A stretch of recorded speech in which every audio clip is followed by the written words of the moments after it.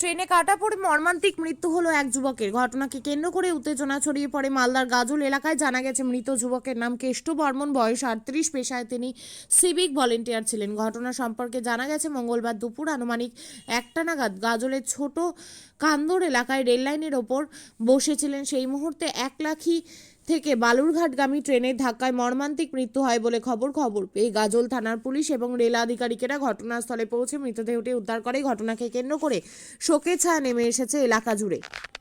আমি বাড়ি থেকে সবেমাত্র বেরাচ্ছিলাম, তখন আনুমানিক নাগাদ 12টা বাজে। বাড়িতে খবর পেলাম যে ছোট কান্দর এলাকা, আমাদের 8 নম্বর গেট, এখানে একজন ট্রেনে কেটে মারা গেছে। আমরা আসলাম, সেই স্পটে দেখছি হ্যাঁ সত্যিকার একটা দুর্ঘটনা ঘটেছে। তো কি একমত যে মুখমণ্ডল মানে শরীর পুরো ফ্র্যাকচার হয়ে গেছে। একমত ওর মুখমণ্ডল ফেস দেখে চেনা যায় না। গাল থানার মানে পুলিশকে আমরা ধন্যবাদ জানাই, ওনারা এসছেন। পাশাপাশি আমাদের যে বালুঘাট রেল স্টেশন যে রেল কর্তৃপক্ষ, তারা তদারকির জন্য এসছেন। এখন ইনকোয়ারি চলছে, এখন পর্যন্ত সঠিক ঠিকানা পাওয়া যায়নি যে কোথায় বাড়ি। তো কী স্পট ডেথ, মানে মোটামুটি প্রায় যেখানে মেরেছে সেখান থেকে প্রায় 15 থেকে 20 ফিট দূরে লাশ পড়েছে।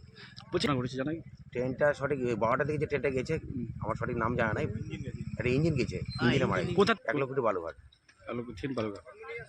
নাম অমিত সিং, ঠিক আছে, বাড়ি কোথায় বাড়ি সিংপাড়া।